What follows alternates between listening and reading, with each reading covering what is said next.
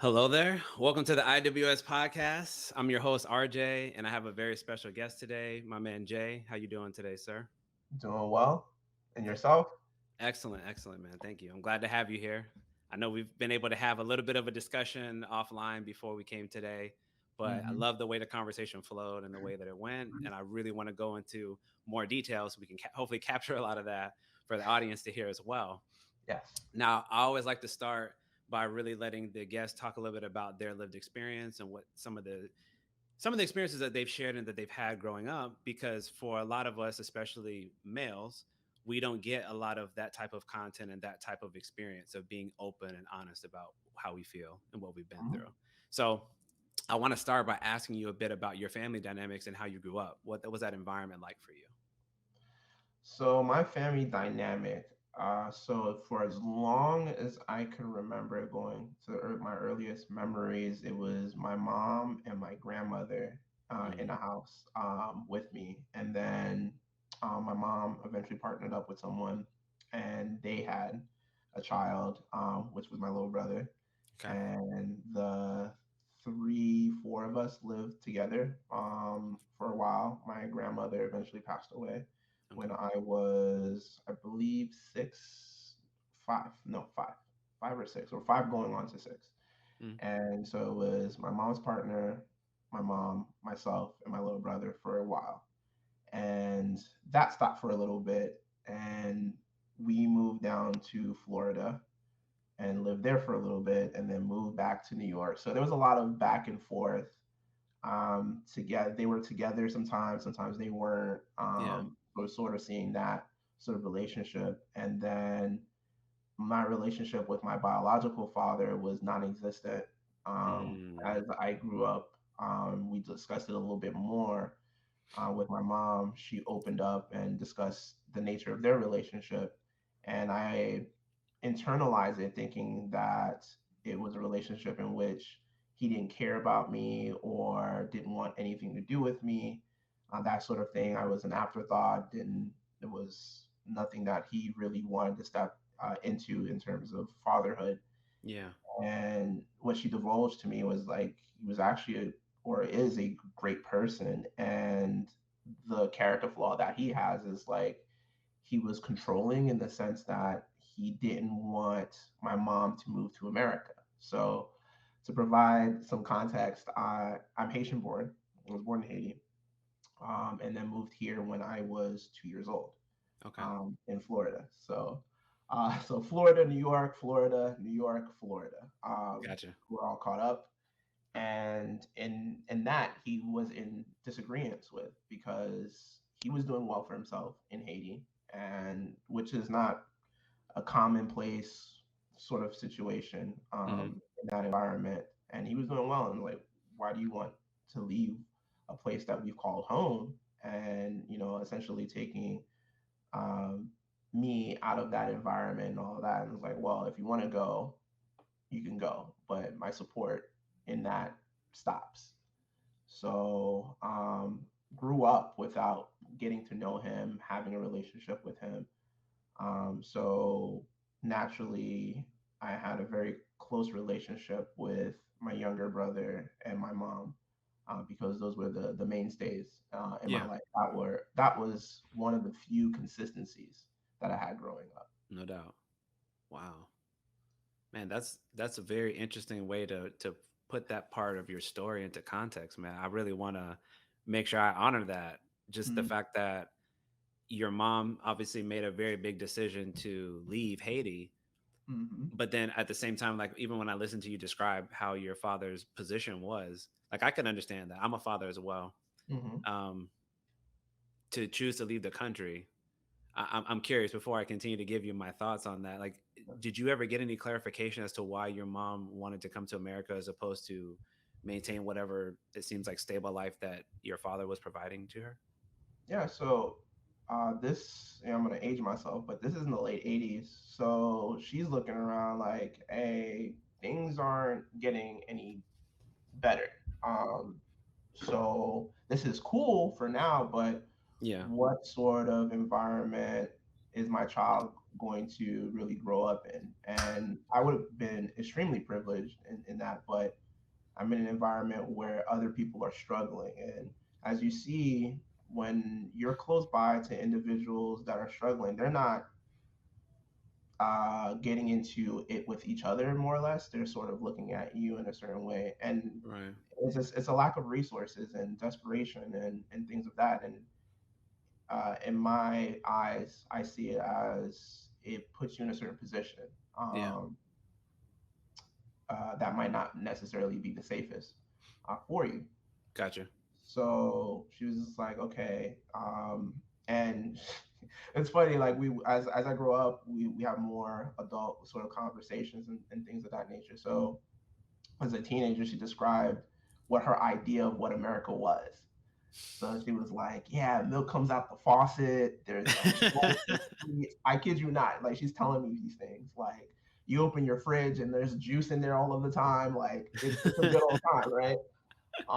And then she Yeah. comes here and is like, "Bro, like it is hardship. Like you have to hustle every moment. Like it's fast Hmm. paced, nonstop." Like she didn't really see that. And my father, being sort of more well traveled and stuff like that, is like, "Oh, you're gonna see."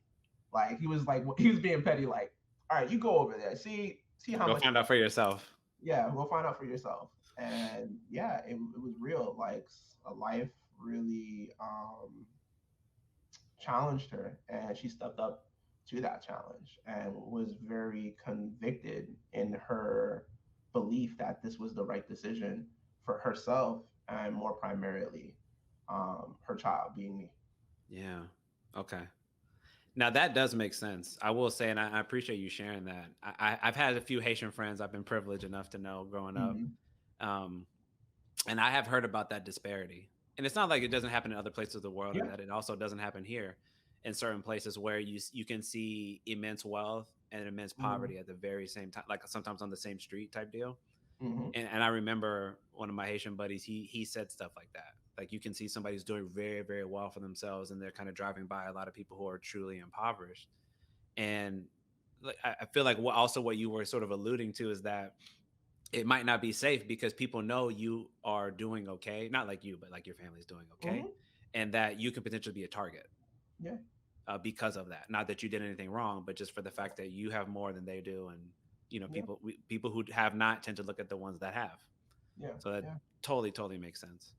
Yeah, you're Um, not even doing anything flashy. You're just living your life. You yeah. seem, happy, comfortable, and it's like, oh, like I want some of that. Like I want safety, security, and Yes. if I have to take it from another person, um, so be it. Yeah. Um, and it's a very unfortunate situation to be involved in. I've been involved just like for uh, for clarity. Like I was held up at gunpoint. Um, Wow. Visiting my old neighborhood in New York. And after the whole situation occurred or whatever, they didn't leave with anything because I had nothing. But it was that belief I had something. And me and my buddies were just like, bruh, like this is deep. Like the need to feel that you have to do something like that. Endanger another person, and in case like if things went sideways, Mm-hmm. endanger themselves Yeah. in that aspect, right? Yeah. Um, for me, I came out of more of an empathetic place. Like I wasn't mad at them. Like, wow, what a system we have set up, or what sort of background that person must have to feel that that's the way they have to, in our vernacular, they got to eat. No, Um, for sure. For sure. Man, I got to say real quick, man, shout out to this is why it's important to talk to other therapists because I think only therapists and people like that would respond the way that you just said. Like, mhm, I want to say that again because I need the audience to make sure they understood what you just said. Many people, if they were held at gunpoint, would be mhm, not only extremely irate and angry, but probably wish vengeance upon that other person. Right? That's a very normal feeling to have, right? yeah, But I just listened to what you said. It's so powerful what you just said, right? I don't want to gloss over that at all. You said I imagine the system that has these people in this position to feel like they need to put others in that type of position in order to survive, Yeah. right? And what's funny about that situation too, like just to break it down another layer, is like we talked about the disparity, like, oh, across the street, like, oh, this person's doing well. Mm-hmm. We have different accents, in different regions and stuff like that. And even in your region, there's different accents and vernacular and stuff Yeah. that you use. So we're in Queens where this is occurring, and we picked up like some Brooklyn in this person. It's like, yo, you got to get on a train, travel here, like Yeah. tokens, or hop over the whole situation. Make it Yeah. here. Be in a situation you're not from. Like you're in almost behind enemy lines, and Yeah. you're willing to go at it. And you don't know who knows who, and you're like, hey, Correct. I gotta eat. I'm not doing it in Facts. my backyard, but all right, I'm gonna see what y'all about over here. Yeah, man. Um, it was just mind blowing. I was like, wow, like you're Yeah. really going for it. You No, I have to agree. go for it. But yeah.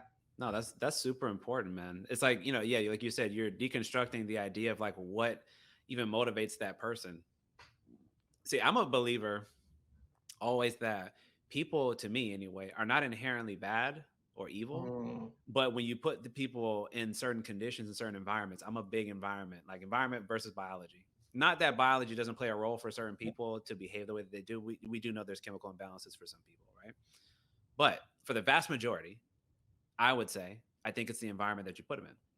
If you subject somebody to this fight or flight mentality all the time, right? Then you have no care in the world to take a life, to hold somebody at gunpoint, to rob them, to kidnap, to steal, to mm-hmm. hurt. And the first thought I was thinking of when you were starting to share was like, that first level of Maslow's hierarchy of needs. Like I'm struggling to do all this stuff just to make sure I have level 1 Yeah. stable housing, food, shelter, right? Water, electricity. So I figure I have to take from you so I can at least get that and then figure out where I'm going to go from there.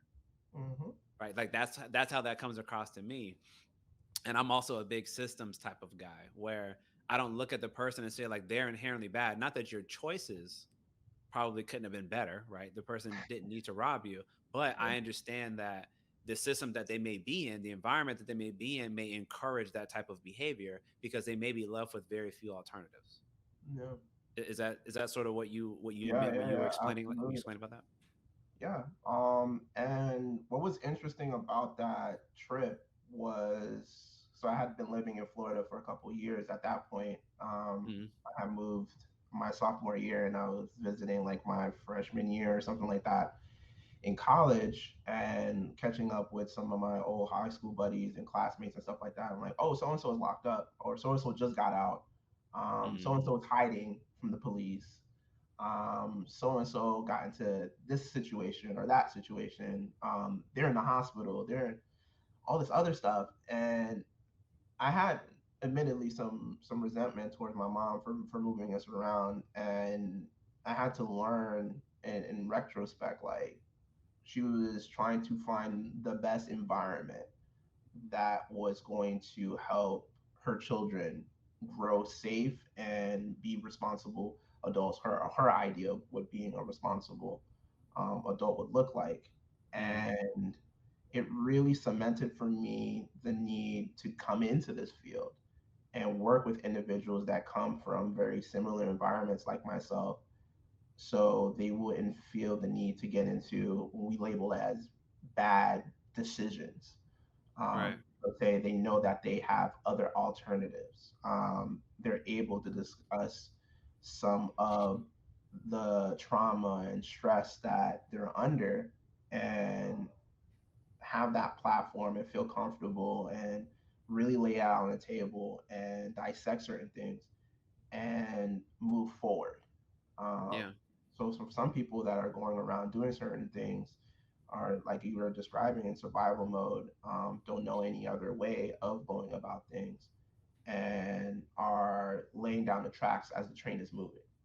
Yeah. Um, so it feels empowering now to be able to work with people in the way that I've been working with them Hmm. as a recent. So I'm working with people who are breaking the cycle in their families, and Yeah. that's so rewarding. Breaking the cycle within their community, just all types of cycle breakers, which is Yeah. amazing.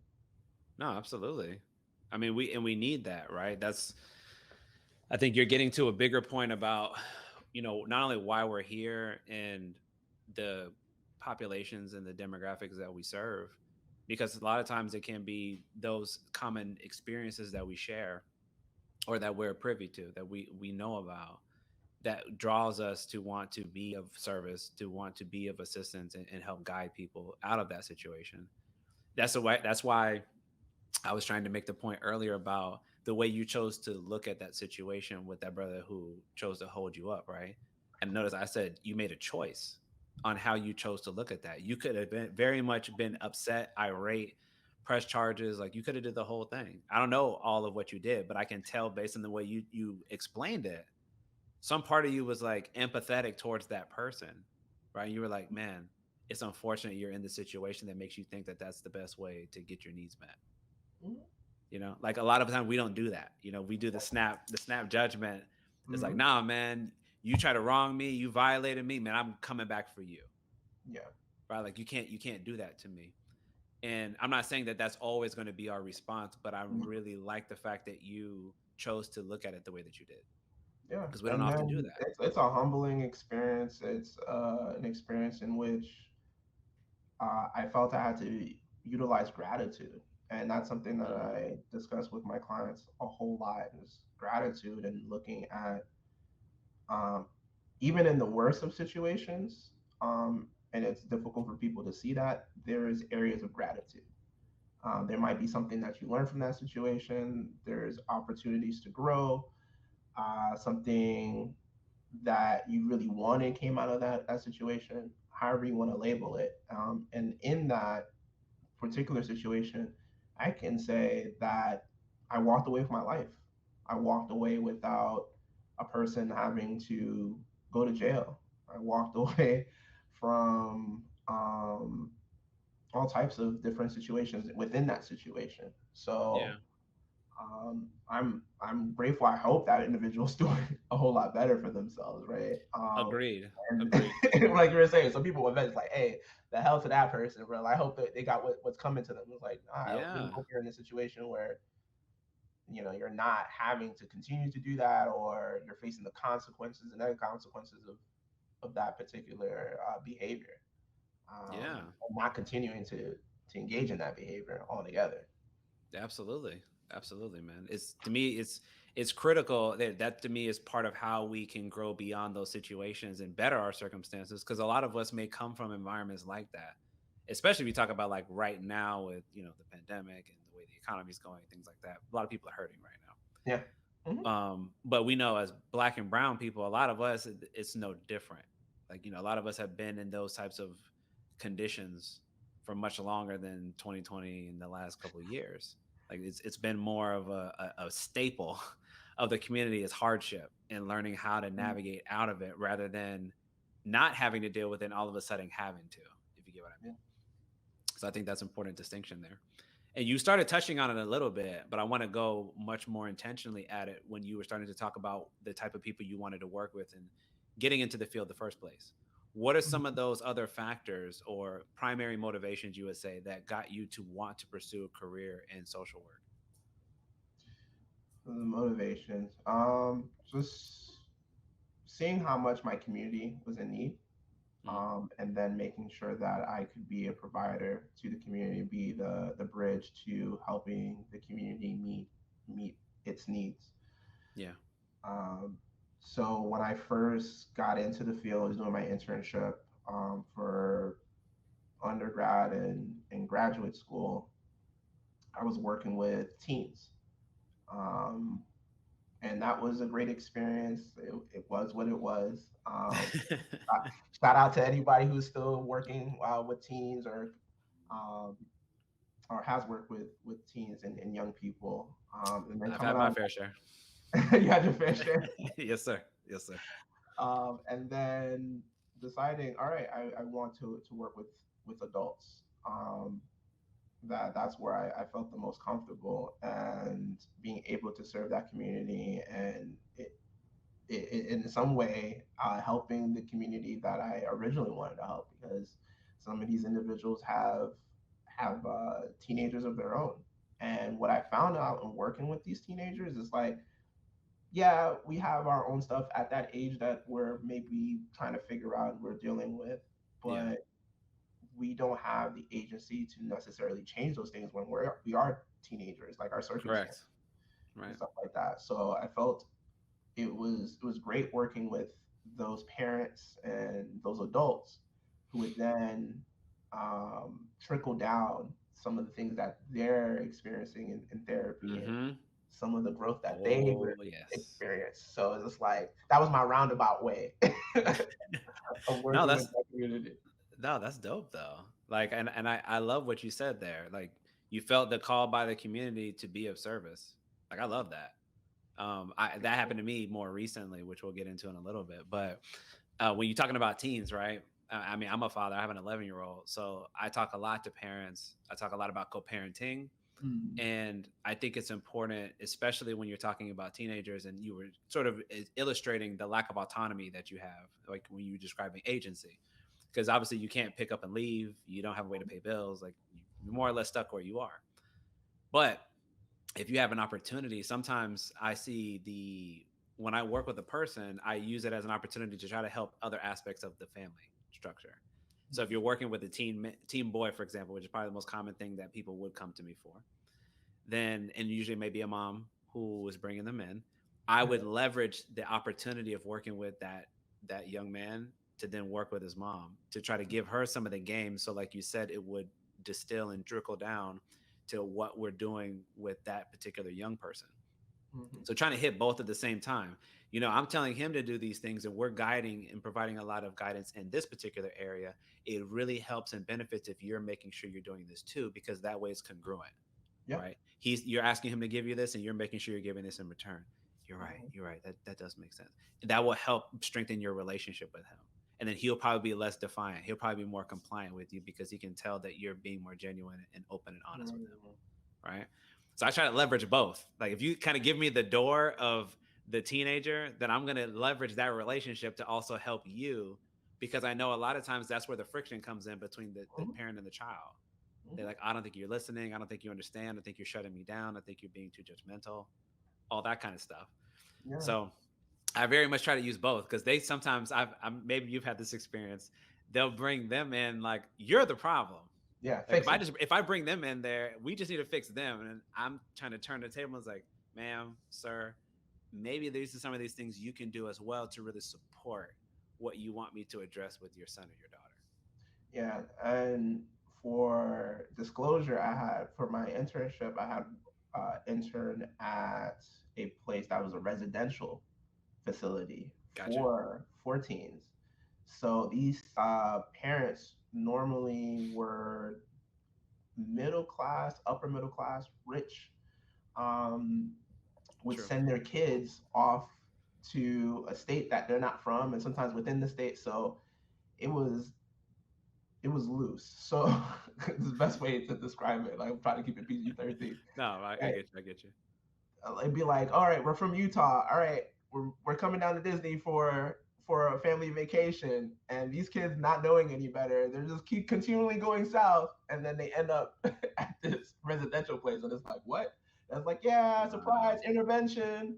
And all right, cool. I'll see you in like 3 months in the middle of your sophomore year or your junior year or whatever. And then when you come back, you'll be fixed, and we can go live in our happy family without you using drugs, while we don't work on anything. Mm-hmm. And that worked Facts. out wonderfully. That's sarcasm. No, of course. No, of course. Listen, I'm with you. I hear this stuff too, so I'm with you. I've definitely had my fair share of, I would say, delusional thinking. Hmm. That to me, a teenager, still a child, they represent the family structure. There's one thing my dad used to always say to me. I've sort of interpreted it in a therapeutic sense now. He used to always say, "You represent me anytime you walk out of this house." Wow. Like, you literally have my name, but more importantly, you represent our family. And Mm, so don't disappoint. But he didn't give me more context behind that. As I've gotten older, because I'm going to speak to exactly what you were just saying there, the way I would sort of interpret that is, to me, your child or a child represents that family dynamic and that family structure. So if the child is very reckless, if they're very aggressive, if they're very hostile, there's largely a lot of that happening in their house. That's where they mm, got it from, right? Because children usually observe and then we imitate what we see because that is what has been normalized to us.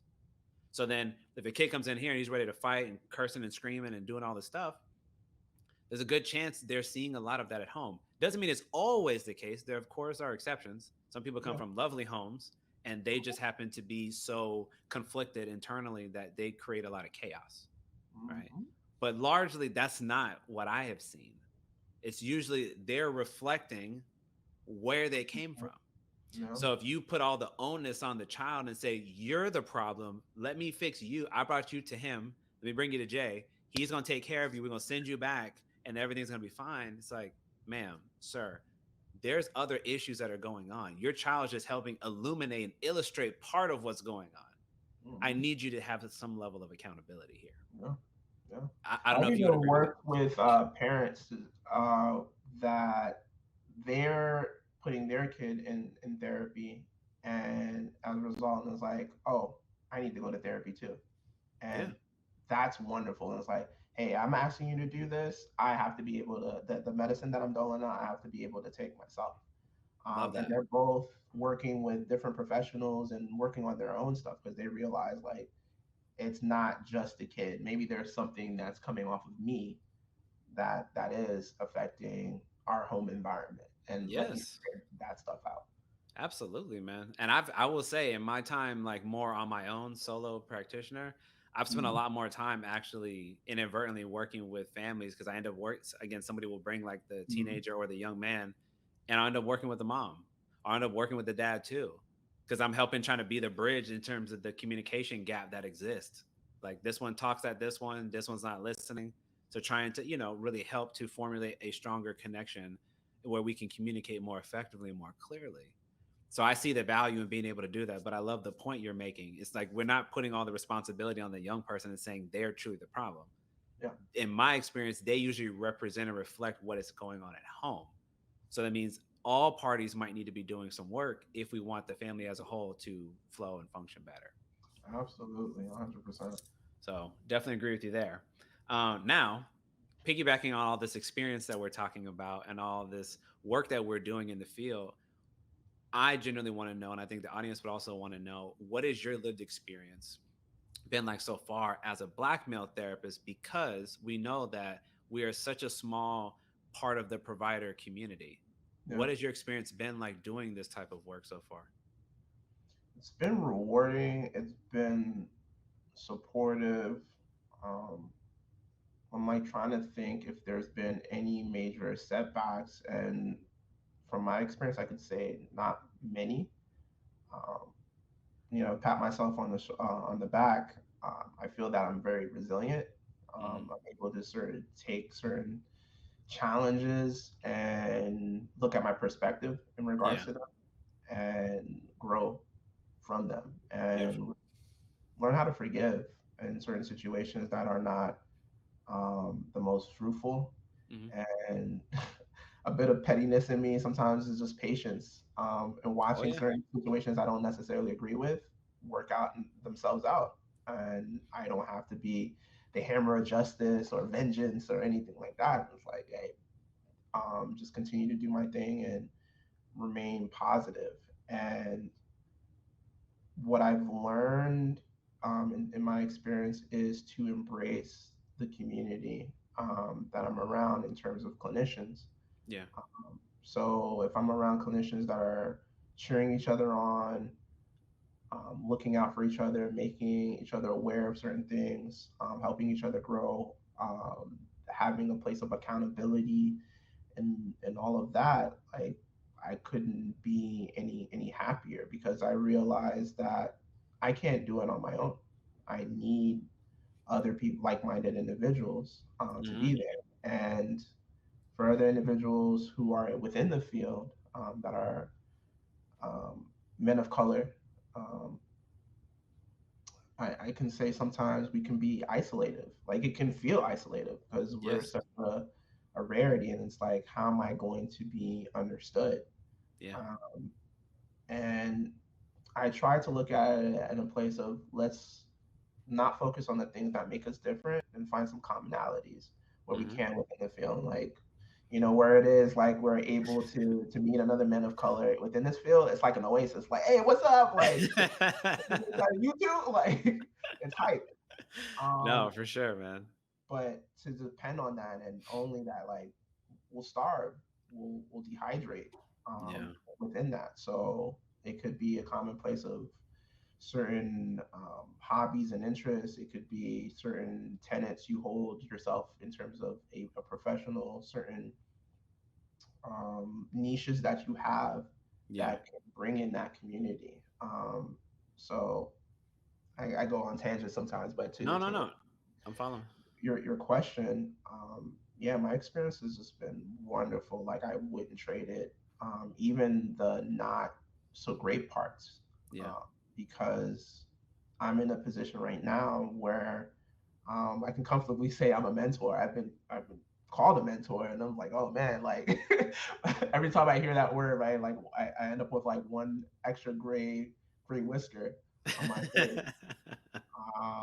But it's been great. I can tell people to look at certain things and navigate it maybe a certain way, Yeah. and certain experiences that exist out there, from some of those things that weren't necessarily the most comfortable for me at that time. And that's where, again, where the gratitude kicks in. It's like, wow, it sounds weird to say, I'm glad that that particular not great situation happened, because now I'm able to impart that to another future clinician, licensed individual.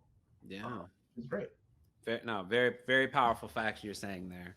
And I love you use like that's a buzzword for me when you talk about mentorship, because I've Mm-hmm. been doing that for a long time, like just even since I was a young person, because I've always saw the value of trying to reach back, trying to uplift people who maybe don't have aspects or access to certain aspects of our lived experience. And if you can give them the game, maybe they'll overcome or avoid certain pitfalls that maybe they don't have to. Mm-hmm. And then if you're talking about clinically, like when you were talking about feeling isolating, I would absolutely agree. To further Mm-hmm. emphasize the point, we were talking about being such a small, almost niche group of people. It can extremely be isolating because when there's not enough of you, it can make you not even realize the lack of community that you truly don't have.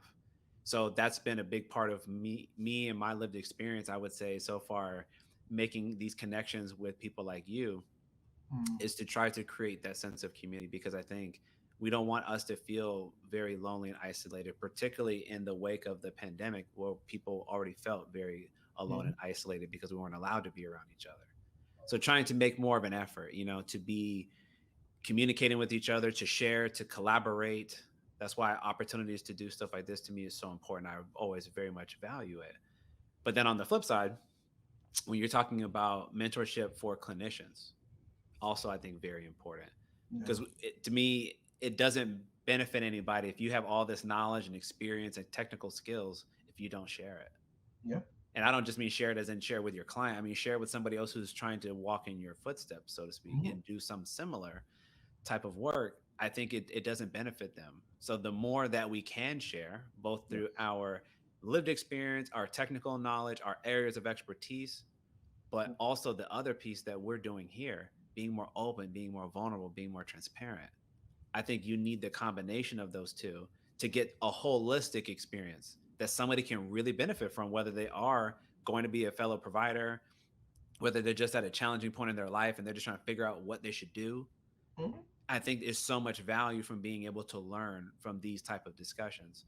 So you being willing to be that type of leader and guide younger people, particularly people who are in the field, I think is great, man. And I hope that there's more of us out there that choose to do that. I myself will be doing that at some point. I haven't gotten to that point just yet because I want to get a little more experience, but I definitely want to give you kudos to be doing Thank that you. because I think it's going to be very necessary. Thank you. Thank you. But Yeah. also, I wanted to ask you really quick on that same subject Uh-huh. because I'm not a qualified supervisor. What has your experience been like doing that for those people who are very close to being where we are? It's been great for the most part. Um, there are definitely some challenges that come with it. So, for people who don't know, your livelihood is like tied to that person. Like you are Yeah, like umbilical cord to some extent, and they're out there providing and being providers, I should say, to other clients. And you're not there minute to minute. right. So that gets to be a bit dicey in certain situations. But I can say that I've been blessed that I've had individuals who are very like minded, like myself, Yeah, in regards to being qualified, being a provider of quality. Um, I hate to say it, but for the providers that we have out in our community, some of us are burnt out. Some of us yes, aren't doing the work that we need to, and yet they're clocking in and they're clocking out. Um, and so those individuals I've had the pleasure of working with are like, hey, if I'm coming into this particular position, this person's depending on me, I'm going to be present, I'm going to be professional, I'm going to be caring, and so on and so forth. yeah, And it's been great to get the feedback from them week after week in regards to uh, working with clients in the community, helping themselves grow, doing their own self care, yeah, all of that. So it's been great. I've learned a lot as well because which is the other aspect of it is that they challenge me in some way too. Like, oh, I was thinking about doing this. Do you know about that? And I'm honest. I'm like, I never heard about this. All right, let me do my research. Like, and we'll come back and we'll discuss what we both learned from either you having a discussion, you hmm, doing a Google search, maybe me talking to a colleague that specializes in that particular area that you discussed during supervision. hmm, And I got that from my supervisor. And my supervisor was great when I was doing my internship under her. And I'd ask her a question, and she worked with kids as young as like 2 years old and as old as in their 60s. wow, And I'd hit her with some certain questions, and she had been in the field like a couple decades, and she was like, that's a good question. All right, I'm gonna get back to you." And sure enough, she'd have it in her notebook, and we'd talk about it. So yeah, learning that from her, that even if you've been in the field for however long, you don't know it all. no, Really not at all. push and challenge yourself. Sometimes become complacent. Honestly, like I've been sort of in my box doing it this way and it works. So having these interns come in and ask certain questions, and all right, let me expand a little bit. I might not necessarily use it personally, but I can provide the information and have you use it or Yeah, another person utilize it. It's great. no, that's awesome. I think to me, it's funny you say that too. I'm gonna make a non-clinical reference, but it's sort of like I remember when I used to work in higher ed, and I liked being around some of the younger people. Again, this is kind of it might be seem like a strange example, but they helped me start to see some of the benefit of utilizing certain aspects of social media in terms of being Mhm. more connected. Because if you were like me, I grew up in the mainly in the 90s, but social media wasn't really as prevalent, and so I Mhm. didn't necessarily see the value when it started becoming a thing because I grew up without it. Versus Mhm. people of this generation would very much say like, oh no, it's very integral to our lived experience. Yeah. And so I think it's important to understand like sometimes young people bring that level of challenge to what we think to be true. And I think it's always good to challenge at times how we see things because we are not always right, as you said, and I 100% agree. Just because we've done things for a certain way for a long time doesn't mean it has to be that way. And it's good to challenge one's thoughts to make sure you feel confident in why you do things the way that you do. And maybe perhaps that there is not a better way that maybe you should consider trying. So I think that having younger people around you in this particular way of being fellow clinicians, it's good because it helps you maybe get out of your box, as you said, and complacency, that other big word you threw out there. Mhm. It's very hard because, and I think in every part of our lives, it's we have to essentially continuously fight complacency. We have to Yeah. continuously stay on our game. Like you were also talking about some clinicians being burnt out.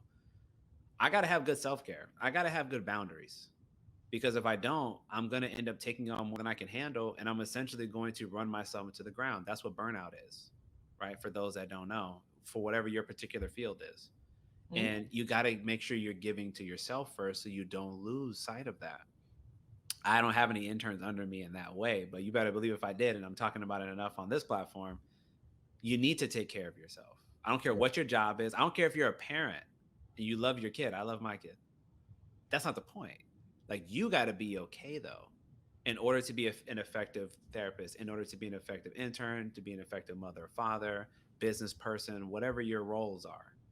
And so I love that you touched on that because I think it's very important. We need to all constantly be mindful and aware of that.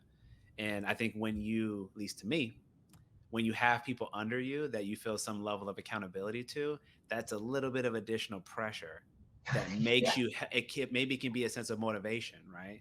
Yeah. To fight that complacency. I use my son always as an example because I think about the example I'm setting. Mhm. And if I don't keep working on myself, then I'm inadvertently teaching that you don't need to address these things, Mhm. which it may not be the best example to give.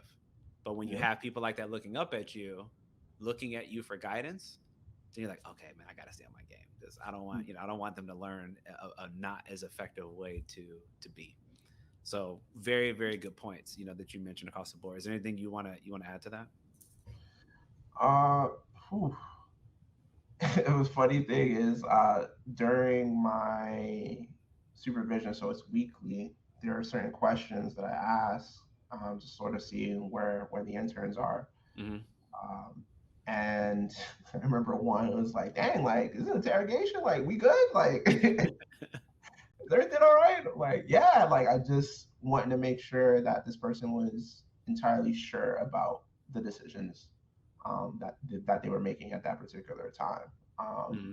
They understand and not coming from a place of doubt or anything like that. Like you made your decision, you have your convictions, and you're going about it this way, and Hmm. not having too much noise around you and being distracted and not going as like I said what I said. I'm like, no, let's question. Let's make sure we got it down to the smallest atom, so it doesn't leave any sort of area for you to retrace and have that incongruency in our decision making and Very problem important. solving and stuff like that. Yeah. And we need to be checked on that, even though we're maybe teaching it to our clients and stuff like that. Not all of us are in therapy, and Hmm. I'm not saying that supervision is therapy by any stretch, but it's helpful to think in those ways. So sometimes I'll have a conversation or tell a story.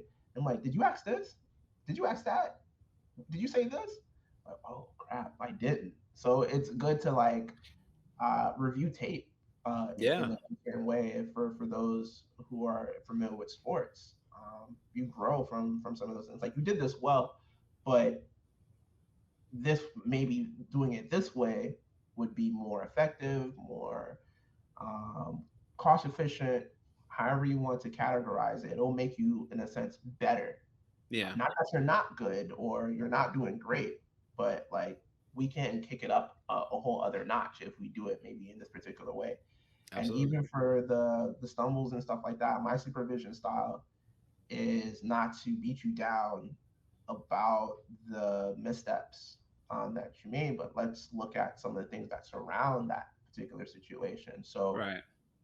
they don't become habits. Because we're all entitled to mistakes, I believe, right? We Oh, of course. like Absolutely. we're human. We're all Um, fallible. yeah, right. So my thing in terms of back to the accountability is like I can understand the first time, again, again, and again. We've developed a habit here. This is something that we have to look at. Like, how do we get outside of that particular pattern of behavior?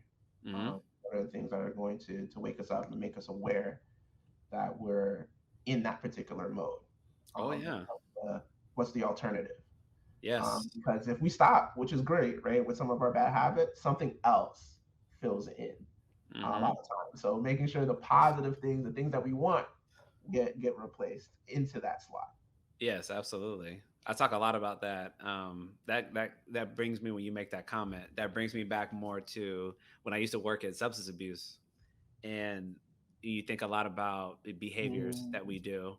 A lot of times, in my experience, we're using a substance of any kind, alcohol, marijuana, whatever you want to say, as a way to cope, which is obviously not an effective way to cope because you're not actually dealing with the cause of it. But it's just that thing that sort of becomes the pattern of behavior. It's the thing that I do that helps me escape for a little while, and then I'm up, and then I start to come back down. The issue's still there, so then I gotta go again, and then Yep. next thing you know, you're on that merry-go-round where you develop dependency. Yep. So it's important to understand the behaviors that you're engaging in, right? And like you said, trying to substitute them out for better ones, what we say positive or encouraging coping skills that you can utilize at any time that don't reinforce those negative thoughts or behaviors. But in order to do that, usually we got to go to therapy, right? So, Mm. and speaking on that, have you in your life so far, have you gone to therapy, and what have your experience been like if you have gone? All right, so I'm gonna cheat here.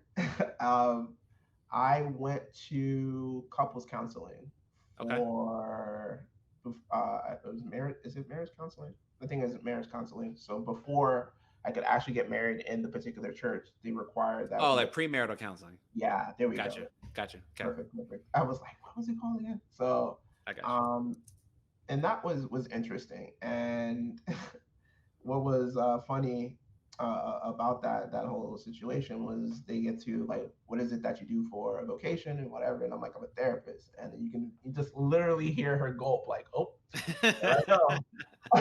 Like, this is gonna be interesting. This is gonna be fun, and leave it to my now wife, like, yeah, you didn't really make it easy on her. It was on Saturday at like 9 a.m. in Coral Gables, if you're familiar Mm. with South Florida, and Yeah. I live in Miami, so it's like a trip that should maybe take you like 45 minutes is taking you like an hour and 15, hour and 30 on a Saturday Mm. morning. Like, Nah, that's not what you. That's not the vibe. That's not what you what no, you want to be doing that's not Saturday how you morning. want to spend your Saturday, especially if you have a 9 to 5. There you go. So Trying to even relax. yeah, so it took me a while to sort of get into the mode of working with her. Yeah. So did that, and I've actually been thinking about it as of recent of getting into therapy for myself. I'm realizing that um, I'm dealing with a lot of vicarious trauma, and I think I'm Mm. dealing with it well, Yeah. coping with it well, but there might be some areas I need to really look at. Um, for me in particular, also looking at my boundaries because I'll tell you, I'm a lot of the way that I feel is dependent on how other people feel. Like an emotional Mm. sponge. I So got you. everybody's got to be cool. Everybody's got to be happy. Everybody's got to be vibing. Strong Um, empath right there. yeah. So I find myself like, oh, he didn't mean what he said by that, or she didn't say that, or all that, like doing that. And Yeah. sometimes like you have to allow situations to be what it is and not get in the middle of them, or allow a person to figure out their situation. And it's like, you're sad. Well, let me figure out why you're sad, and let's not be sad anymore. And I was like, I'm sad because they're sad. Like, but we're gonna figure it out. It's like, nah, that's something they gotta figure out. Like, Yes. cut it Yes. off. So just dealing with that sort of stuff, and also looking back in my experience. And I love the questions that you asked earlier in regards to my background and things of that nature. So, um, doing a lot of moving as a young person, Yeah. living in a essentially single parent household, and some of the insecurities and traumas and Oh yeah. anxieties that I've experienced. And it's like, just brush it under the rug, sort of situations, and making sure that I'm taking care of it so it doesn't affect my current relationships, the things that I do in regards to working with my clients, and so on and so forth. Just better overall quality of life. Like, I'm using this word a lot. I'm doing great, but I can be maybe in an excellent, awesome category by going to therapy. So I don't want to knock it at all. Beautiful, beautiful. No, and I love that. I love the honesty, man. I think it's important for us, even especially like you were touching on earlier. For those of us that are providers, um, I want to make sure that I always want to make this point. I want to make sure the audience understands this because obviously, again, most people don't do this type of work. Hmm. So, in being a therapist, it's very rewarding. I think when you get to see the growth of a person and you get to see them making a lot of these life adjustments, but at the same time, it can be very mentally and emotionally taxing to go through the process with them. And at the same time, we're still having our regular life going on, right? Like we're not exempt from our own issues. So when I hear Jay talking about that, it's to say it's very important to understand our limitations of how much we can handle, of how much we can take on, and if we need that additional support, to seek it out. The same way we would advise a client if they're going through a rough time to make sure that they're seeking out services as well, not simply just moving past it, because it means those issues are still going to be there later on when they want to come back. Now, to your point though about being even open to doing it, I think it's important. I've definitely, and I'm very open about that, I've definitely gone through therapy several times in my life for a lot of different reasons. And I would definitely go back when I feel the need to, because I like to always emphasize to clients, don't think therapy is something you have to do forever, but it is understanding that maybe there's a lot of things I need to unpack, so it might take me a little longer than maybe some other people because maybe they've been going throughout their life. And also, you don't have to always have to go when things are bad. You can also go when you just want to share, when you want to update, when you want another perspective. But again, bringing it back to us, I think it's important for us to have that level of support. So it may be going to talk to a therapist if we feel like we're getting overwhelmed or our boundaries aren't as solidified as maybe they need to be.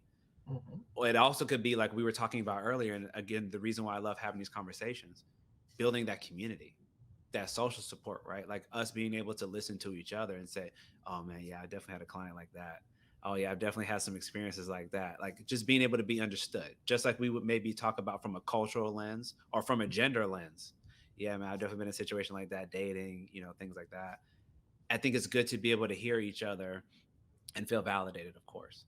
So I would, of course, encourage you and support you if you think that you need to do that work, because I think it helps us be very authentic and honest with our clients as well. Because we can say, hey, I'm not just telling you to do it, I practice, Yeah. but also to develop that sense of community. So we don't feel like we're, like you said earlier, kind of on this island by ourselves. Like, yeah, I do a lot of work and I try to be of service, but I don't really feel like I have anybody around me that sort of gets it, if you know what I mean.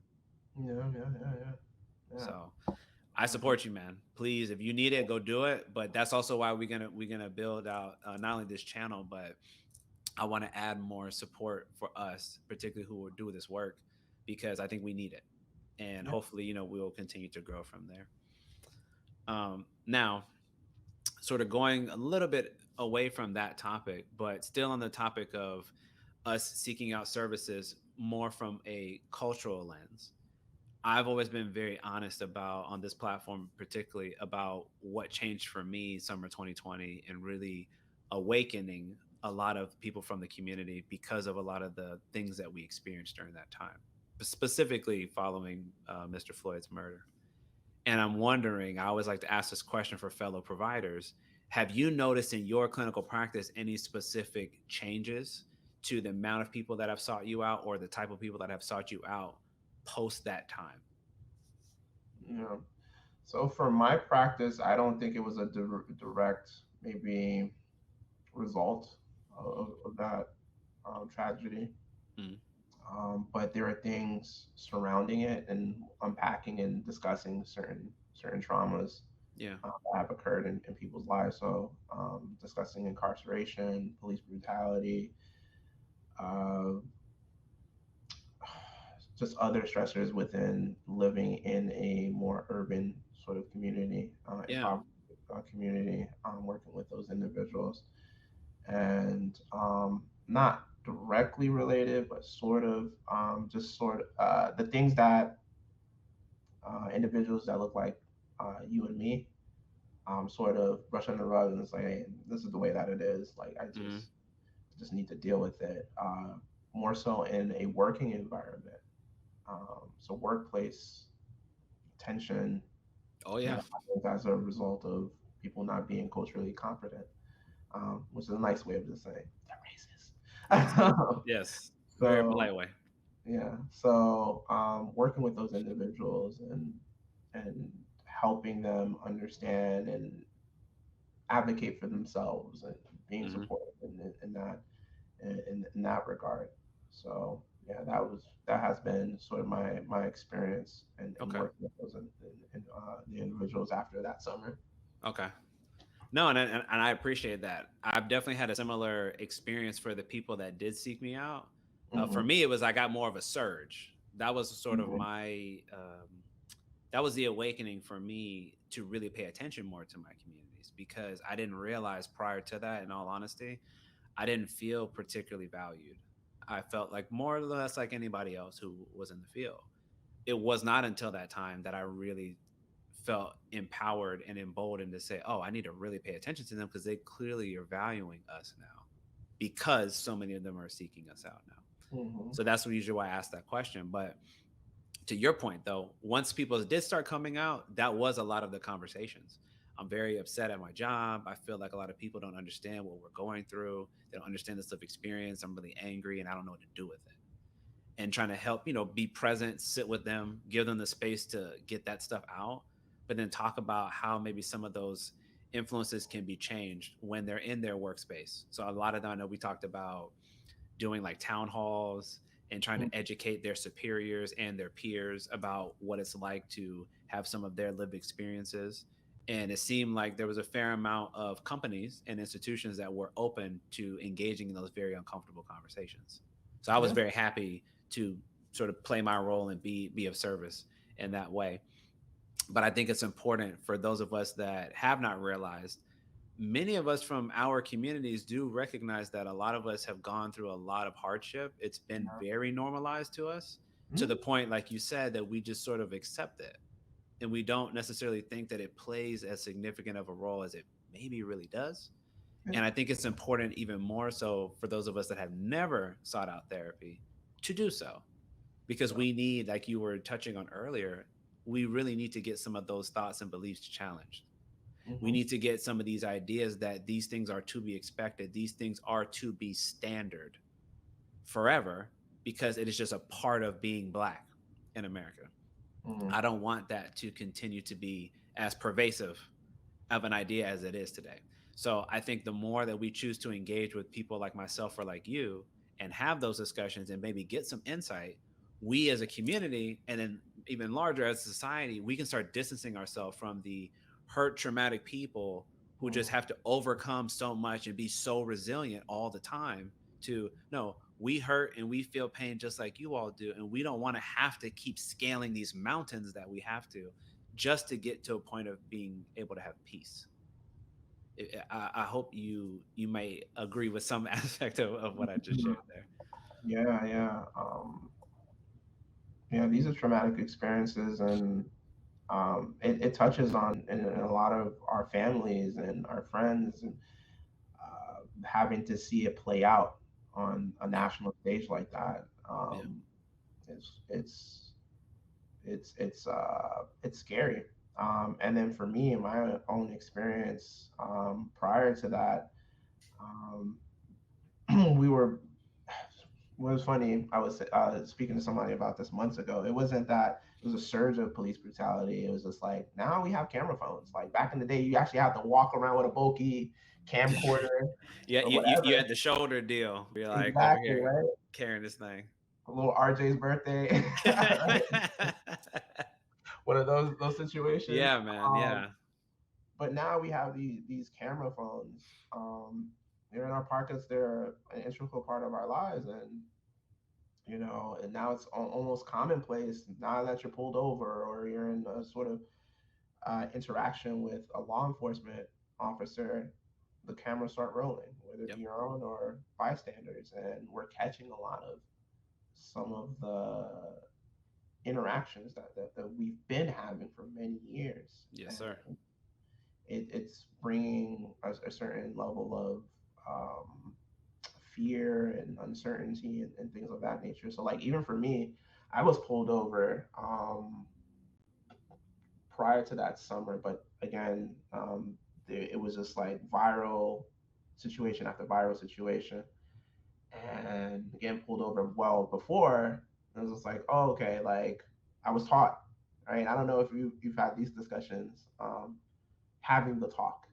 My mom was like, hey, you pulled over, yes sir, no sir, hands on the wheel, be polite, that whole situation, and you Yeah. should be okay. And seeing other situations where the you know doesn't matter, Yeah, you're not absolutely. combative or anything like that, and you still might not come out of your situation okay. Hmm. I was nervous. It was nuts. I had my brother-in-law with me and my brother in the back seat, and my brother-in-law was recording the entire interaction. And I didn't even think to do that. It was just like he played it back to me, and I was just like, "Wow, that was rough. That was difficult." And again, and coming out of a place of gratitude, and it's just like, you know, I don't know what his situation is that made him feel the need to do that. I didn't engage with him in that way. I didn't meet him where he was at, and Right. I was able to walk away from my situation or drive away from my Yeah. situation uh, in one physical piece, okay, a little shaken, but out of my situation like that. So for some of us, seeing that stuff, it opens our own wounds. Like, hey, that could have been me, or that Oh yeah. was someone that I knew, very close to me, and Absolutely. that's just an awful, awful situation. Yeah, man. And no, and I have talked about it a little bit, but let's be very clear here since you brought it up because I'm very much in support of that. Um, particularly when it comes to like the way that you described how you had to navigate that experience, right? I've always found this part sort of baffling. Maybe you will agree. So when you get pulled over, we're talking about police, right? And I'm gonna have a disclosure that I'm not anti-police and by no Yeah. means. But keeping this in mind, so you get pulled over, right? This person's at work. You're Yeah. not. We are therapists. Is there at any point, and I'm asking you the question now, is at Mhm. any point are we allowed to bring our personal issues that we're actively dealing with into the session and let it override our ability to perform the duties of our job? Absolutely not. Right. But somehow, when it comes to policing, we allow that. Mhm. We allow that because I'm thinking about what you just said, right? You said maybe Mhm. this brother has some stuff going on. Maybe that sister has something going on. That could be true. I'm not Yeah. minimizing that. That could absolutely be true. We don't want to Yeah. make any assumptions here. Absolutely. But you're at work. That's Mhm. why I made the point that I just made. You're at work. Absolutely. I'm not allowed to do what you can do. And more importantly, I don't have anything on me that can truly harm you other than maybe my hands, right? You have all sorts of items, tools that you can utilize to harm me potentially in my life. So, even more so than us Mhm. civilians, right? I would say it's imperative that we see change there because to Yeah. me, that is not acceptable. It's not acceptable behavior. We wouldn't even tolerate that from a child to say, Mhm. just because you feel some type of way that you're allowed to You get to do that. disrespect or harm other people. We would Yeah. not tolerate that from a child. So I'm definitely not going to tolerate that from an adult. I just want to make that point clear. Yeah. Now, back to your point about how we see ourselves in other people, I would agree. One of the stories that, and I still remember his name. Thankfully, he walked away, though, Lieutenant Nazario. I still remember his name for some reason. I remembered him specifically because he was military. I was actually prior service as well, Army. And he was mixed like me. He was black and Latino. Mhm. And he was the brother that pulled over at the gas station because it was dark and he wanted to make sure there was enough light so if somebody did end his life that they would see it. Wow. That was his story. I remember it very clearly. The fact that this brother had the foresight, right, to think to do that. It's a Mhm. dark street. Let me get under this gas station light so if they take me out, you guys can see it. Number two, he was in uniform. We talk a Mhm. lot about veterans. We talk a lot about people who are in the service. The fact that he was that threatened, he's an officer too, by the way, he's a lieutenant, so that means he's an officer. So he's fairly high ranking. The fact that he still was that worried, that nervous, that concerned, and then was that mistreated just goes to show how much work we still have left to do. Because Yeah. I immediately saw myself in this man, immediately. And I was like, that's the best case scenario. A brother in his uniform, you think you get a little bit of leeway there, right? Hmm. And no, he's sitting here worried about being assaulted, maybe even taken out completely. And that's when I was like, we're going too far. This is like, this is after George Floyd, but the point is we need to demand more. So while, and we're going to hold the dualities of this in kind. Yes, there are police officers who go through traumatic experiences that have their own hardships, and I don't want to diminish or Yeah. minimize any of that, right? And at the same time, the fact that we have to have these conversations, the fact that parent to child, we have to make them aware of this, it doesn't feel like that's fair. It doesn't feel like that's appropriate. That expectation should be higher. We need to demand more because we would not tolerate that from a young child or any other professional at their job. Hmm. I don't know if you want to add anything to that. Yeah, and it's just a culture that sort of develops, and I'm like trying to think of like places that I've worked in mental health, and like we're in a helping profession and stuff like that.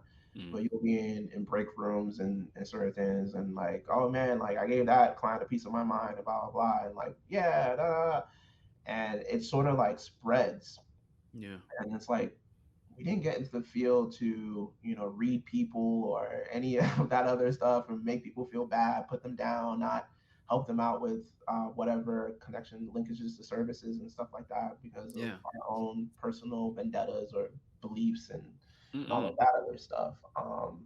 And I think yeah, it moves on into law enforcement, and as you mentioned, it's like for us, like if we do some of the unprofessional stuff, like some would argue it's less harmful, at least physically harmful to a person. No Sure. one's Sure. gonna necessarily die. There's some cases, yeah, like if we're not taking care of our stuff, individuals can die. Mm. But with them more so, like you're saying, they have the equipment to end lives. Yes, sir. So um, when you're sort of in an environment that's sort of like who cares, or encourages like, yo, how many do you have in your notch or whatever. I'm never uh, interacted with these individuals on a social level, so I have to Mm. be careful what goes on in the locker room or at the station or whatever. But Yeah. I would assume some of that goes on. Um, and then I've listened to people discuss the individuals who sign up for such a responsibility. Because I've had interactions with police officers that have been wonderful. Like it's been Same. great. Like, oh, Yeah. thank you for pulling over and helping me out in this particular situation. And then you have individuals, not not not so quiet, but some of the individuals that are attracted to the field are people of hurt. Um, Yes. they haven't dealt with some of their things, and it's just like, all right, now I get to enact the justice that has been done, correct the justice for Yeah. justice that has been done, and injustice has been done to me um, in my life. Um, Yeah, man. and go out there, right? We call it people who have been bullied or just natural Hmm. born bullies. And like, all right, cool. Now I have the power, Yeah. and Hurt what they people out do is here hurting people. yeah, hurt people hurt people. Yeah, So absolutely. No, man, I anything hear like you that. on that. It's interesting too. I like to draw parallels, because sometimes people have a hard time like sitting with one idea. But I mean, I follow exactly what you said. I agree. I think a lot of them, it's a culture that has been created, and a lot of them that truly want to do good. And again, believe most police officers do a hell of a job. Mhm. That there's some that they're being attracted because exactly what you were saying. A lot of them maybe have been mistreated, maybe by their parents when they were growing up, siblings when they were growing up, classmates and peers, right? So that is going to play on your psyche. That's going to play on your perception of reality, right? It's going to warp your perception. I think of it like when you become a parent. if you didn't do your own work, if you don't continue to do your own work to understand the level of impact that you have in this young person's life and how you can ultimately shape not only their upbringing, but how they behave and interact with people long after you may not even be here anymore. That's a lot of power.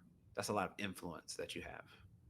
And if you don't feel a level of accountability and responsibility to be the best version of yourself, to make sure you're doing your best to set the right tone and precedent, you're sort of damning them to replicate a lot of the same Mhm. until they figure out maybe to do their own work, to unlearn a lot of what you displayed and showed them.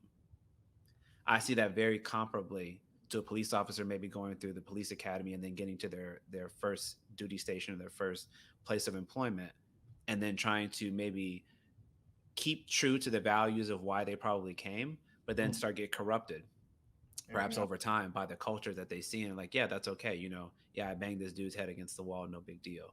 Yeah, I threw this Mhm. person against my car, no big deal. Yeah, I gave them a piece of my mind, gave them a ticket. I didn't have to, wanted to. I want to Mhm. spread some hurt just because I feel hurt inside, but I'm not going to acknowledge that to you. Mhm. That's what I mean. I'm like, I think we can do better. We can expect better, not because they are less than, but also because they are not better than. They are just in alignment with where we are. We're all Yeah. fallible. We all make mistakes. We all need to grow and be better and treat each other better and understand more. The difference is they have these tools that can end life much more than any other profession, just about. And I think they need to be held to that standard. You need to have qualified people who do make sure they have the resources to get the help that they need Yeah. because they do have such a demanding job, similar to the way that we do, but they're obviously in much more danger more often not than we are. Yeah. But they have a similar level of impact. They can traumatize you for a lifetime. And we can pass that trauma on to the next generation, which is why we even have to have talks like you described earlier. Mhm. Right? Mhm. It's a very insidious cycle that I think that we can do a better job of addressing, but it starts by being able to put out our feelings, put out our honest um, observations of what we have witnessed, of what we've seen, maybe what we've lived through, and trying to make things better for the next generation. So maybe we can stop having these talks in the future. But Mhm. for now, they seem to be necessary. So we're going to have to continue. Yeah. Aside, I want to live in a world aside from, pull over, within a reasonable distance from when the sirens go off, um, for you to be pulled over. Like that's it. Like, and then, well, whatever the process is, which is like license and insurance, Yeah. that whole rigmarole, and then like, all right, you either getting a ticket or not, and then like that's it. Right. Um, Let you go. yeah, and then you go about your business, they go about their business, and unless I don't know whatever outside of that, right? Like you're a Right. law-abiding citizen. That's how it Right, should, right, right. should go. Okay, there might have been a moment, sure. I mean, we've all done stuff. I'm not going to sit and act like I ain't never broken the law, like sped or, Hmm. maybe not come to a complete stop, things like that. I get it. You're doing your job. Yeah, But like yeah. you said, like the decorum, right? The way Hmm. we treat people, I don't got to come in there. People already feel some kind of way when you come around. I don't need to come up there with my badge out. Maybe I'm already got my hand on my stuff waiting. Hmm. Why do I have to come off and give that type of energy? Because we know how that is. Yeah. And, we don't need this level of like bravado and Hmm. machismo. Like we as men already have struggles with that where we embrace that a lot. And I think we need to tone that down a bit. Not that we can't be men, but sometimes we're putting on too much. And I think we Hmm. need to put on our understanding hat, if anything, a little bit more and less of the, oh no, well, I perceive this as a threat or I'm concerned. So I'm about to come at you. And I think we'll find that these interactions will lessen that you and I are discussing, and that we will, again, maybe won't have to be so concerned about having these discussions with our children and have them be a bit terrified, even though they've never had the encounter before. But we're over here always prepping them for, well, when it happens, this is what you do because I need you to come home. Well, Yeah. daddy, why are you talking about me not coming home? Because of this, this, and this. This is why you might not come home. Wow. That's a very serious discussion to have. And Yeah. almost anywhere else would we have to say that. But when it Okay. comes to those types of encounters, we got to be a little more precise with our language. Yeah. To even Right. hear that, and you have a young son too, right? And it's Yeah. like I don't know if you had that discussion or you're going to have that Oh no, discussion. we've started talking about it. We've definitely Okay. started talking. There's no way. There's no way I could not talk about it. Mm-hmm. I'm not the shield your kids from everything type of parent. I'm a believer in, of course, you scale it down to make it appropriate for what they can handle and what they can actually absorb. Yeah. But I do think there is a lot of power in being honest Mm, about what is going on, about what you see, whether it's talking about, death of a loved one, because that's going to happen, mm, whether it's talking about police brutality, because it unfortunately is a part of our society and we have to see it, whether it's starting to talk about racism and types of discrimination that you might face just because of the way that you look or the way that you talk or the way people perceive you. I know it's hard. I still have struggles with trying to have the conversations, but I keep trying because I want my child and anybody's child to be aware of some of the struggles that we have, in hopes that they'll be better. I'm not a nihilist or a pessimist. I truly believe things can be better, but I know that it starts with being honest about where are we at today. yeah. So, Yeah. Well, anyways, yeah. I ask you for pointers when I become a parent. Hopefully I'll have more experience. Hopefully, I'll keep talking. I always think that it's important to never appear that you know everything, as you talked about earlier, which I very much Yeah. embody. I like to be very humble to anybody. I always like to say, like, I can learn from a child, I can learn from somebody my age, I can learn from an adult much older than me. I don't think that just being older than somebody gives you and grants you all this wisdom.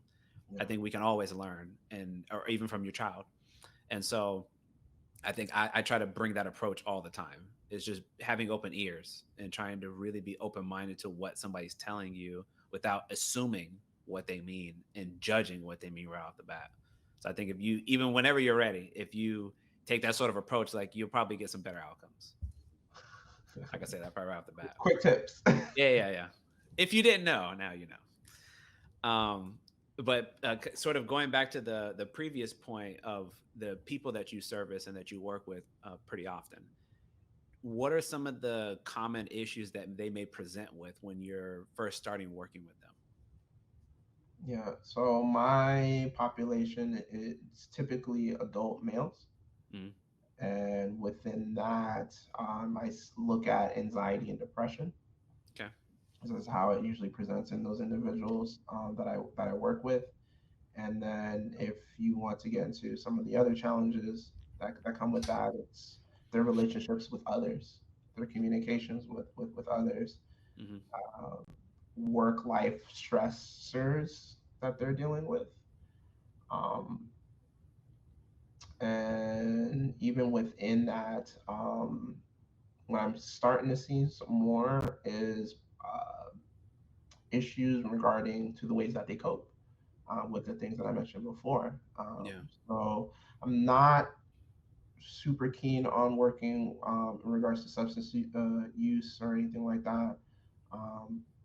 Gambling, any of those addictive sort of behaviors, but one Mm, that thing that's coming up I find interesting that in school when I was studying and stuff like that, we didn't even touch on at all is pornography addiction or sex addiction, and that's a really prevalent thing. And now I'm like looking at friends and family in a different light, like maybe they were addicts, like, and we never like, oh man, like, hey, you keep one on him, like, you keep one next to him, or however you want to say it, right? Like, mm, just addicted to just people, just boom, treat them in, treat them out, treat them in. So working with those individuals in regard to that, because some people they get to a point in their lives and they're like, I'm isolated, I'm lonely, I'm not having relationships that are fulfilling. mm, They've sort of pushed other individuals out of the way in regards to romantic relationships or even other sorts of relationships, including yeah. family, friends, and even their own children in regards because of this particular challenge that they're faced with. Absolutely. No, I couldn't agree more. I mean, we have access to a lot more too, especially when you're talking about the pornography side. Mm-hmm. Um, we've never been accessed as much as we have now. I remember the way I grew up, it was the tapes. Yeah, yeah, Your parents had the tapes. They probably put it under the bed or in the closet yeah, somewhere where you're not supposed to watch it. yeah, And but now you just stream it from your phone, so, or a computer, so yeah. you have a lot more access. And I've Mm-hmm. had some interesting conversations about that. I actually think this goes to my other point we were saying a moment ago about being very open with your children. Yeah, not that I've had it yet, but when it's time to start talking about sex, I want to be more of a well of information. Not that I know everything, but information that I have acquired and experiences I have had so far. Of course, again, age appropriate. But to say, because I don't want you thinking that you need to derive that information from porn, because Hmm. that's not real. It's Hmm. like wrestling. I remember when I was in middle school, I thought wrestling was real because you see people get hit with chairs and blood come out, and you're like, man, they really beating that guy down. Yeah, Yeah. there's some aspects of it that are real, but for the most part, it's all entertainment. It's theatrical, and that's no different, right? It's Hmm. just we're seeing more intimate moments play out on screen, but it's still entertainment. So Hmm. if you're judging your relationships or how they should look like based on fantasy esque, that would be like saying, my life should look like Tony Stark from Avengers. Like, come on, Yeah. that's not real for you. So she's not going to be, Wonder Woman or Wanda or any other thing that you fantasize about. That's not real. I want you to be grounded in reality. This is how relationships actually look. This is what a healthy relationship can look like. And so being able to be more transparent, as uncomfortable as it may be, which again, I haven't done it yet, so I'm sure there's going to be a level of discomfort for Mhm. me. It's important because that way they can get accurate information and not develop an unhealthy relationship. I'm not anti-porn at all. Mhm. But just like many things, I'm like, but you need to be reasonable on how much Yeah, you're consuming moderation. it. You need to be mindful of, is it inhibiting my way to perform the functions of my daily life? Is it impacting my relationships with, if I'm a man, I'm a straight man, with women? Those types of things, like being able to be considerate of all the different ways it might be affecting me, and if I'm having negative impacts, being willing to address it. Yeah. So I think it's important to talk about that stuff, so that way the kids can have a better sense of what that purpose it can serve, but Hmm. also not conflating the two. Not saying that this represents real relationships, so I want that. No, that's not real. And we need to make sure that we clarify that to the youth. Yeah, absolutely. And then other outside influences, including like our culture and our friends and family, Hmm. has a huge impact in how we see romantic relationships, Yes, sir. and intimate relationships and what that consists of as well. And what I'm seeing with some of these individuals is that they, the locker room talk, like, okay, who did you get this week or Yeah. whatever. And, now they're growing up and sort of looking around and like, why is it that they have this idea of where they should be in their lives, right? The wife, the 2.5 kids, the white picket fence. Wait, why 2.5 kids? I don't know why. Is one of the kids like two? Is that why? It's like I they're don't know. not big enough, I don't or know, she's but that pregnant? was always a thing. It was like it's like 2.5. Like, how'd y'all come with that number, 2.5? How did that She's 4.5 months pregnant. Yeah, she's That's pregnant or the point something, five. right? Um, white picket fence and all of that. They're like, it's not fair. And Yeah. it's just, you know, um, the idea that you have not matching up with the work that you're putting in, Hmm. which is interesting for these people. It's starting to catch up with them. Like, oh man, like I can't go about it this way and have this thing that I want to have. Like, what? Make it make sense. It's like, yeah. That's when you have the connection. It's like, wait, so I was doing this, and that's why I don't have this, man. Okay, so what do you think I should do? All right, Hmm. great. You're super receptive. You're very open minded now. Let's see where we can go with that. And Absolutely. I love that. In all honesty, man, that's why I love being able to have a certain level of transparency with my clients, because I want them to understand that a lot of us go through some of these shared experiences, and that we're not sitting on the other side judging them like we haven't gone through stuff. I always want to make, to keep us grounded, right? Never get a big head. We Mm. go through things too. And being able to share that, I think, will always be to the benefit of whoever we're talking to, because they're learning from that experience. Not that they're going to necessarily always adopt all of what we said, Yeah. but maybe there's aspects you're like, Jay did tell me that, and I'm starting to see some of that in my relationship. Maybe I need to speak to that. I'm going to make sure I pull her to the side this weekend, and we're going to have a conversation and see where the disconnection is. Being able to engage in those sort of ways, I think it's important. And the more that we have these open conversations with each other, that we are hopefully making it easier for the men who may watch this to engage with their partners, with their children, with their Mhm. peers, their family members, whoever, because I want us to be more open. And for those of us that don't know how to or are very uncomfortable, to go seek somebody like you or me out Mhm. to get started in learning how to do it, because that's the only way it's going to change, right? Like Yes. you can have the awareness, that's great. But if you're not willing to put in the effort to get there, you don't have the willingness to do that, then you shouldn't expect different outcomes then, because everybody's not going to come to you, Mhm. right? If you want a relationship, you have to meet them also where they're at to a certain degree. It's about Mhm. collaboration. Like you can, I usually make this point when it comes to parents and children. Like you're not entitled to a relationship with your child. You got to work at it. You have to create Mhm. it and cultivate it over time. If you have that expectation, what can happen is when they're of age, they will leave and they may not come back. Okay. Yeah. They may not ever talk to you again. And you need to understand that that can largely be due to the fact that you didn't create a warm and inviting enough environment to make them want to open up to you, to make them seek counsel with you, and to hear your insight on things, because you minimized and invalidated them very often. And so helping to like challenge that type of thinking, I think, is very important. And so for those, that haven't started, please start. And those that are in the midst of it, keep doing it, keep working at it. It can get better. And I think the more that we normalize these conversations, hopefully the more that we see more balanced individuals getting the outcomes that they really want. Mhm. Absolutely. One of my favorite things that my clients come back and tell me is like, yeah, so I started a conversation with my therapist told me that I need to have this conversation about Yeah. XYZ.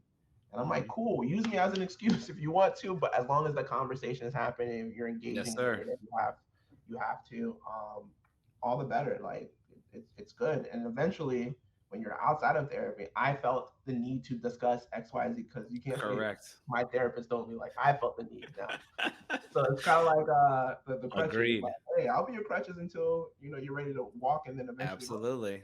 Absolutely. And I love that you said that, man. I said that a few times to myself as well. I'm like, hey, blame me.